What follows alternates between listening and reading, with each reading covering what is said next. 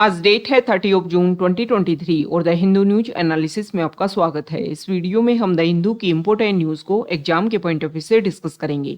नीचे description box में Telegram channel Volcano IAS Academy का लिंक दिया हुआ है। आप Telegram channel Volcano IAS Academy के साथ में जुड़ सकते हैं। वहां पर हर exam means UPSC, state PCS and other exams के पॉइंट ऑफ व्यू से काफी इंपोर्टेंट इन्फॉर्मेशन आप सभी के साथ में शेयर की जाती है। तो चलो स्टार्ट करते हैं। वीडियो को स्टार्ट करेंगे एक ज्योग्राफिकल बेस्ड क्वेश्चन के साथ में।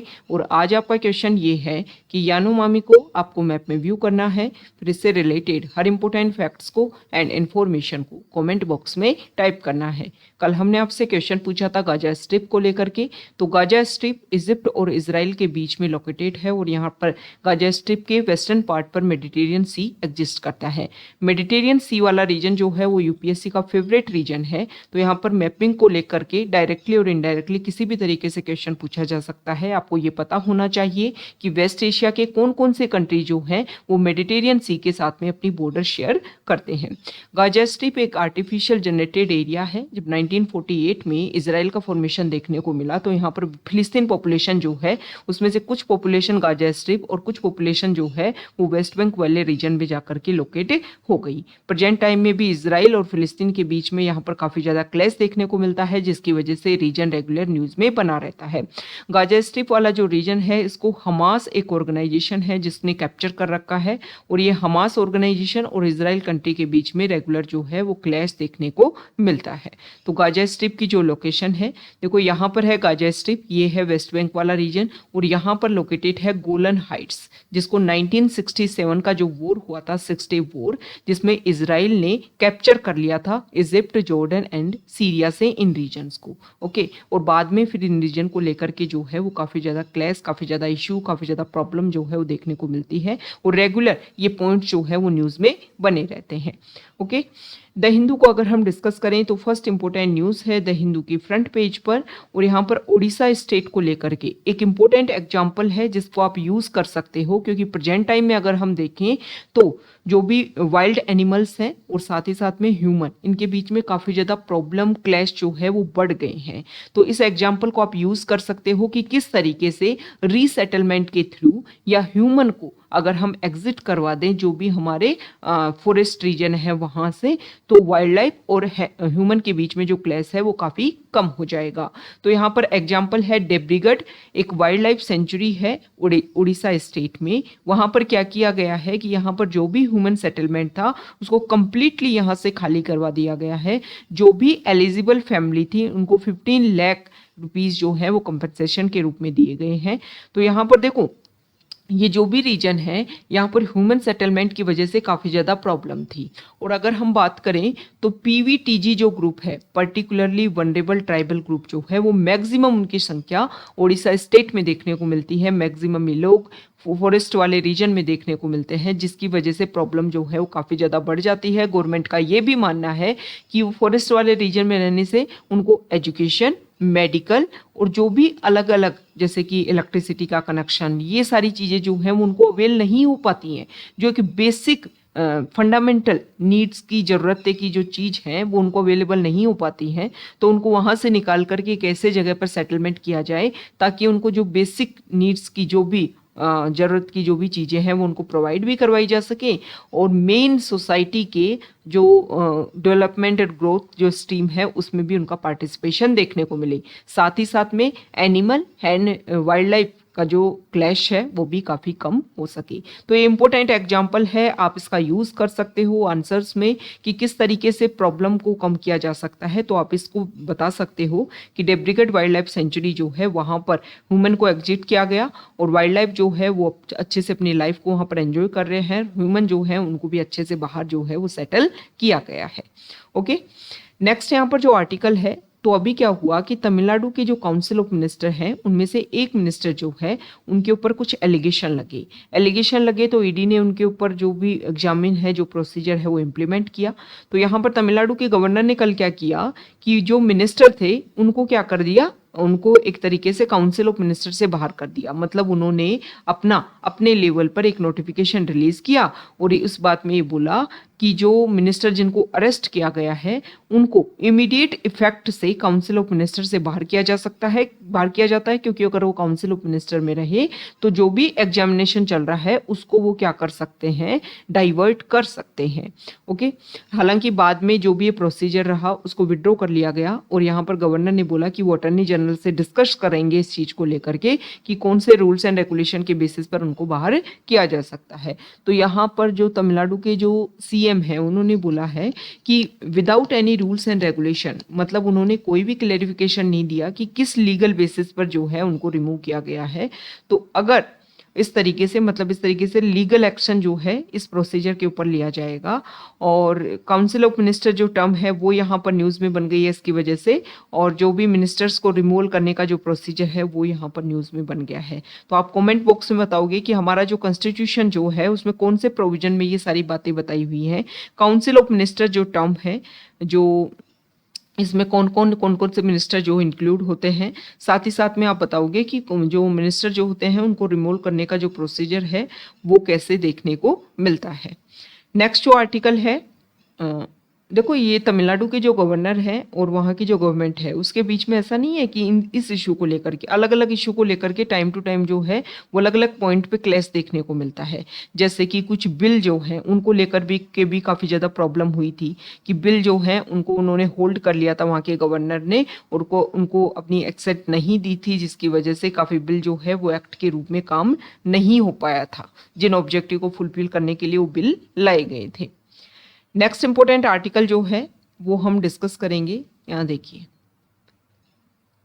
देखो सूरत की जो डायमंड इंडस्ट्री जो है वो प्रेजेंट टाइम में काफ़ी ज़्यादा स्ट्रेस में है। तो यहाँ पर हम कुछ इश्यूज की बात करेंगे। बहुत सारे वर्कर्स जो हैं वो यहाँ पर काम करते हैं। सूरत जो है वो एरिया जहाँ पर 17th सेंचुरी के टाइम में फर्स्ट ईस्ट इंडिया कंपनी जो है उन्होंने अपनी फर्स्ट फैक्ट्री जो है वो यहाँ पर एस्टेब्लिश की थी। प्रेजेंट टाइम में सूरत जो है वो डायमंड फैक्ट्री के रूप में सामने आया है। डायमंड का रॉ मटेरियल यहाँ पर आता है, उस डायमंड को फिर यहाँ पर प्रोसेस किया जाता है और फिर उस प्रोसेस्ड जो डायमंड है उसको पूरे वर्ल्ड में जो है पहुँचाया जाता है। तो यहाँ पर अगर हम बात करें, ये सूरत वाला जो रीजन है यहाँ पर जितना भी रॉ मटेरियल आता है उसमें से 1/3 आता है कहाँ से, रशिया से। देखो प्रेजेंट टाइम में इशू क्या देखने को मिल रहा है, रशिया यूक्रेन वॉर की वजह से बहुत सारी कंट्रीज जो हैं उन्होंने रिस्ट्रिक्शंस लगा दिए हैं कि रशिया से जो भी इंपोर्ट हो रहा है, जो अदर कंट्रीज इंपोर्ट कर रहे हैं उनको रोका जाए, जिसकी वजह से भी यहाँ पर जो डायमंड इंडस्ट्री है उसमें रिसेशन देखने को मिल रहा है। तो यहाँ पर बताया गया है कि पूरे ईयर में, throughout the year, only Deepavali vacation जो है यहाँ के वर्कर्स को लिए देखने को मिलता है। लेकिन अभी प्रेजेंट टाइम में बहुत सारे वर्कर्स जो हैं उनको विदाउट एनी पेमेंट वेकेशन पर जो है वो भेज दिया गया है, जिसकी वजह से उनकी लाइफ में काफ़ी ज़्यादा डिस्ट्रेस देखने को मिल रहा है। तो यहाँ पर एक तो रीजन है रशिया यूक्रेन वॉर।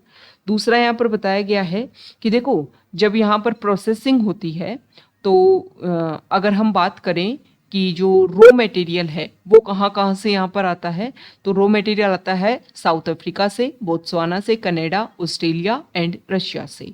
और प्रोसेस्ड होने के बाद में ये सारा जो भी प्रोसीजर है वो जाता है चाइना, यूरोप, मिडल ईस्ट, यहाँ पर जो है वो देखने को मिलता है। जितना भी सूरत में फिनिश्ड डायमंड होता है उसका 50% जो है वो यूएस में चल जाता है। तो यहाँ पर ये बताया गया है कि एक तो रीजन है रशिया यूक्रेन वॉर, जिसकी वजह से रॉ मटेरियल जो है उसकी अवेलेबिलिटी कम हो पा रही है। दूसरा है कि प्रोसेस्ड होने के बाद में जो मटेरियल है डायमंड जो है उसकी भी अवेलेबिलिटी जो है या उसकी भी नीड जो है मार्केट में काफ़ी कम हो रही है।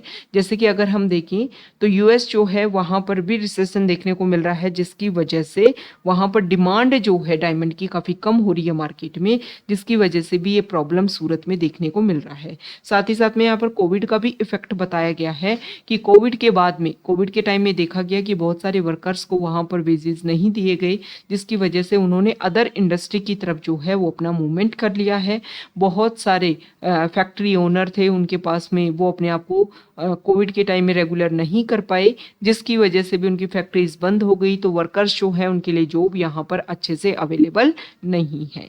तो सूरत इंडस्ट्री जो है उसमें काफ़ी इशू देखने को मिल रहा है। वर्कर्स जो हैं वहाँ पर भी काफ़ी प्रॉब्लम जो है वो देखने को मिल रही है।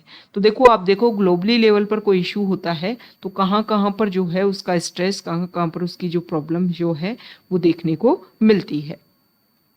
नेक्स्ट इंपॉर्टेंट आर्टिकल हम डिस्कस करेंगे टेक्स्ट पेज पर, और यहाँ पर आर्टिकल है सबसे पहले आसाम में जो डिलिमिटेशन ड्राफ्ट है उसको लेकर के।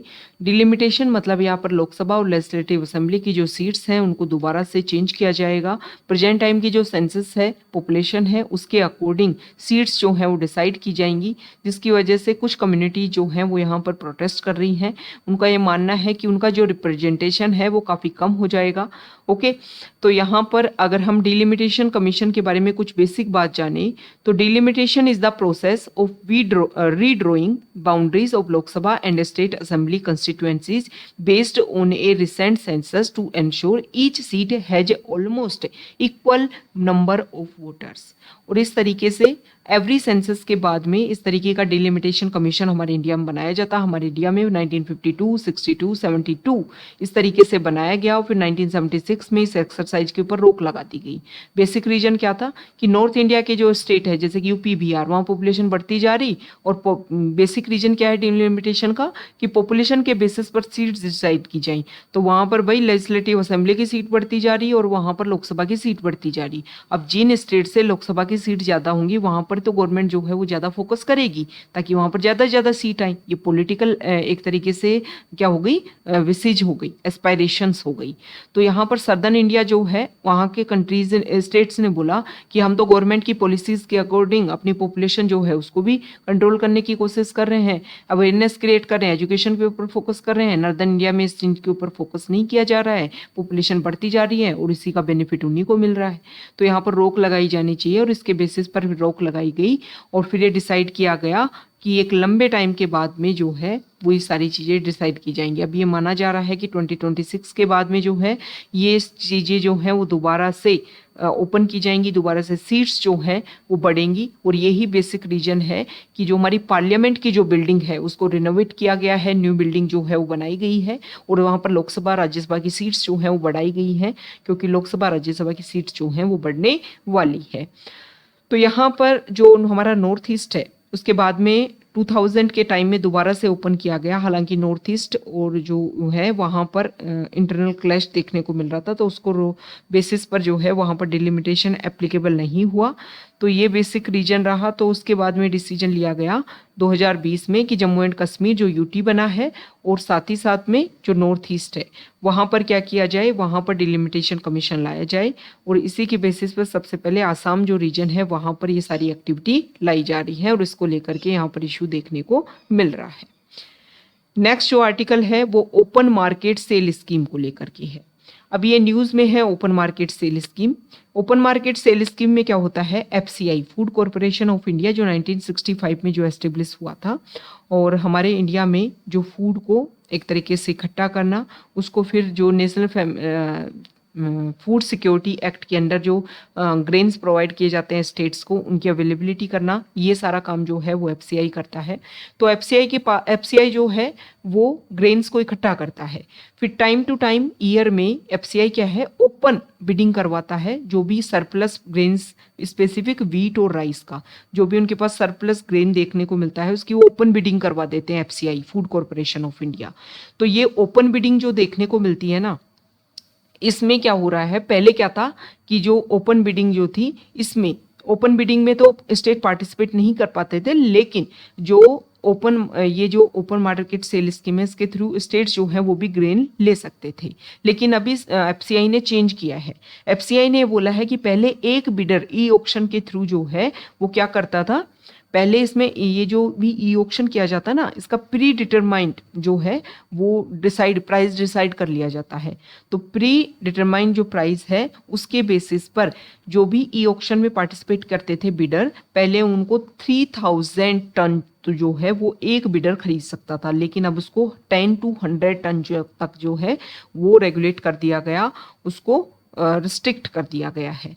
तो यहाँ पर जो स्टेट्स हैं, और पहले क्या था, उन बिडर से फिर स्टेट्स जो हैं वो खरीद सकते थे, लेकिन अभी रोक लगा दी है कि स्टेट्स जो हैं उन बिडर से नहीं खरीद सकते हैं। ओके, तो यहाँ पर गवर्नमेंट ने बोला है कि देखो नेशनल फूड सिक्योरिटी एक्ट के थ्रू ही हम काफ़ी ज़्यादा लोग जो हैं उनको फ्री ग्रेन प्रोवाइड करवा देते हैं, तो फिर जो है वो स्टेट्स को अलग से प्रोवाइड करने की ज़रूरत नहीं है। तो यहाँ पर तमिलनाडु और अभी कर्नाटका में जो इलेक्शन हुए हैं, तो वहाँ पर कांग्रेस पार्टी ने अपनी स्कीम लॉन्च करने की बात की थी कि 10 किलोग्राम पर फैमिली जो है वो फ्री राइस प्रोवाइड करेंगे। तो इस तरीके की जो स्कीम है वो इफेक्ट हो रही है। तो यहाँ पर जो स्टेट्स हैं वो काफ़ी ज़्यादा अपोज कर रहे हैं गवर्नमेंट की इस स्कीम का। ओके, तो ये ओपन मार्केट सेल स्कीम क्या होती है, इसको लेकर के यूपीएससी प्रीलिम्स में डायरेक्टली क्वेश्चन पूछा जा सकता है इस टर्म को लेकर के। ओके, तो आपको पता होना चाहिए कि what is open market sale scheme. Next जो आर्टिकल है वो है न्यूज़ पेज पर, और यहाँ पर इंडिया और फिलीपींस जो है वो साउथ चाइना सी वाले रीजन में, मतलब ईस्ट एशिया जो है वहाँ पर, साउथ ईस्ट एशिया जो है वहाँ पर लोकेटेड है। और यहाँ पर देखो जो राइस रिसर्च सेंटर जो है उसका भी यहाँ पर जो है सेंटर एस्टेब्लिश है, तो आपको पता होना चाहिए। इसके अलावा एक बैंक जो है उसका भी यहाँ पर हेडक्वार्टर लोकेटेड है, तो बैंक का नेम जो है वो आप कमेंट बॉक्स में बताओगे। इस तरीके से चीज़ें ना रिलेट करके स्टडी किया करो, जिससे आप जो है उनको रिकॉल अच्छे से कर पाते हो। जब भी कोई वर्ड सुनो तो उसके बारे में क्या क्या आप बातें जानते हो उसको रिकॉल करने की कोशिश किया करो, जिससे चीज़ें जो है ना वो काफ़ी ईजी जो है वो आपको याद रह पाती है। और देखो आज 30 जून है, 2023 के 6 मंथ जो है वो कंप्लीट हो चुके हैं। तो अगर आपने 2023 के स्टार्टिंग में कोई टारगेट डिसाइड किए थे कि इस साल में ये कंप्लीट कर लूँगा या ये कंप्लीट कर लूँगी, ये चीज़ें, ये बुक्स कंप्लीट करूँगी या इन चीज़ों में अपने आप को स्ट्रॉन्ग बनाएंगे, वो टारगेट्स अगर आपने उन पर अच्छे से इंप्लीमेंट करने की कोशिश नहीं की अब तक, तो अभी भी 6 मंथ्स बचे हुए हैं अपने ऑब्जेक्टिव को, अपने टारगेट्स को फुलफिल करने के लिए। तो बी अवेयर और अपने टारगेट्स को फुलफिल करने के अकॉर्डिंग जो है वो अपनी स्ट्रेटजी को चेंज कीजिए और अपनी स्ट्रेटजी के अकॉर्डिंग जो है उसके ऊपर काम कीजिए। बिना मेहनत किए ना तो कोई टारगेट कंप्लीट होता है, बिना मेहनत किए ना तो कोई आपको आपका जो टारगेट है उसको आप अचीव कर पाओगे।